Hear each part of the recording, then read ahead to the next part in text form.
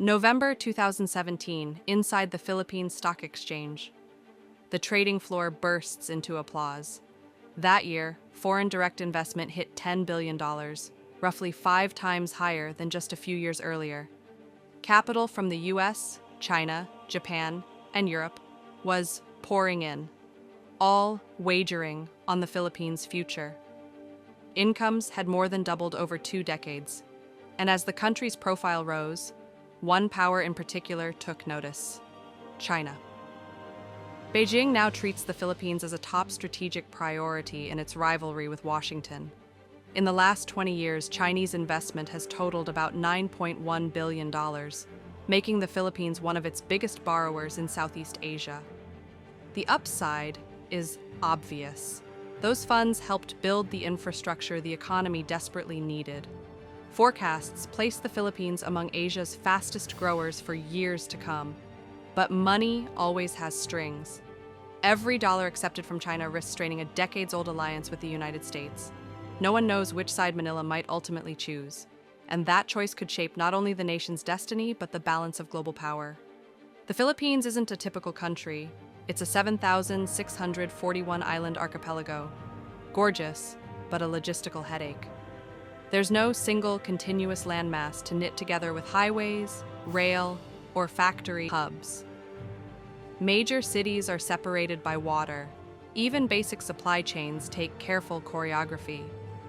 The World Bank estimates logistics costs at about 27% of GDP, nearly double the regional norm. And shipping between islands can cost more than shipping to China. Manufacturing, the usual first rung of development, struggled. And when South Korea and Taiwan industrialized in the 1960s, the Philippines slipped behind.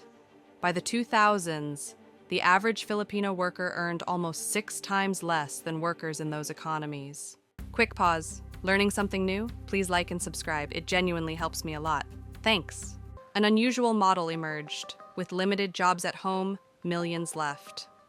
Today, more than 10 million Filipinos live overseas, nearly 1 in 10 citizens. Their families depend on them. Remittances make up around 9% of GDP, triple the global average. Geography helped create this dependency.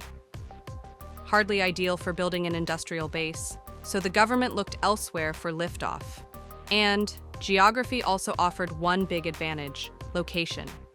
Sitting on the rim of the South China Sea, one of the world's most contested waterways, the Philippines straddles a third of global shipping, including roughly 43% of global oil flows.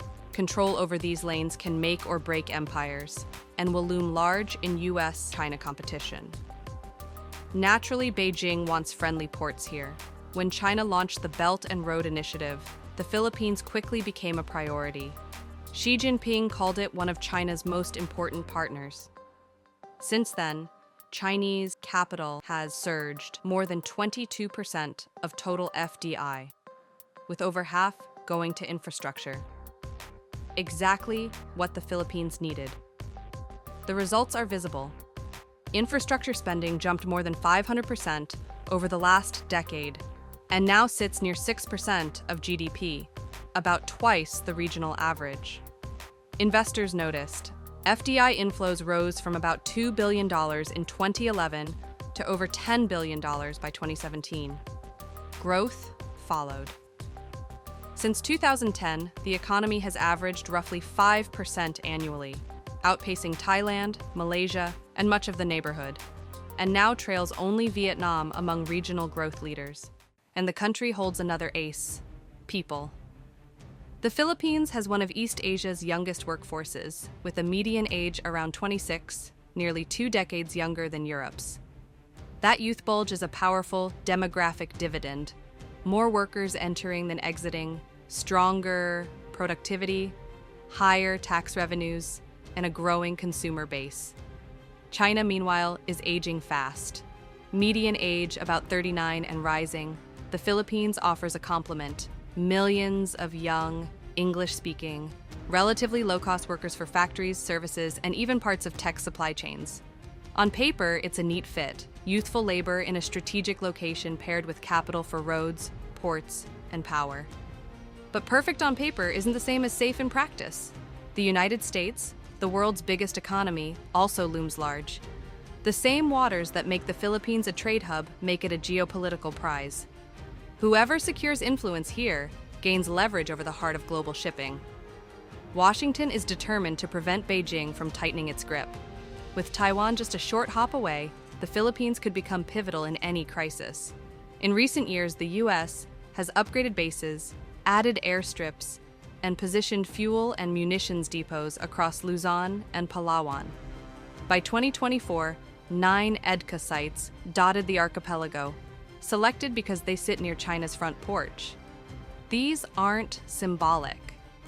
They could make the Philippines a frontline state in any future flashpoint. That leaves Manila in a bind. U.S. security guarantees are a strong shield against an assertive neighbor. But China is the top trading partner and a vital source of investment and markets. Staying neutral grows harder as U.S.-China tensions rise. Washington wants allies it can count on. Beijing wants partners who won't undercut its ambitions. To both, neutral can start to look unreliable, trying to balance both risks alienating each. And growth alone doesn't guarantee better lives. It depends on distribution. If GDP rises while inequality soars, everyday living standards may barely budge. The Philippines has one of Asia's highest inequality levels. Its Gini coefficient sits above the global average and higher than regional peers. The country's richest families are worth tens of billions collectively, while roughly a third of Filipinos remain below the poverty line. There are ways to narrow the gap: progressive taxes, robust social safety nets, big investments in education, paths many East Asian economies took while still growing fast. But reforms are hard. Corruption and political capture have long histories here, and recent scores on corruption perception indices remain low. When elites can shape the rules, redistributive change becomes an uphill climb. That's the Philippine paradox. The ingredients for success are all there: a young population, a strategic map position, and accelerating growth. Yet without tackling inequality and curbing corruption, the country risks stalling in a lower-income trap. From sick man of Asia to one of the region's standout performers, the Philippines has already rewritten part of its story, using infrastructure to chip away at the geographic barriers that once held it back.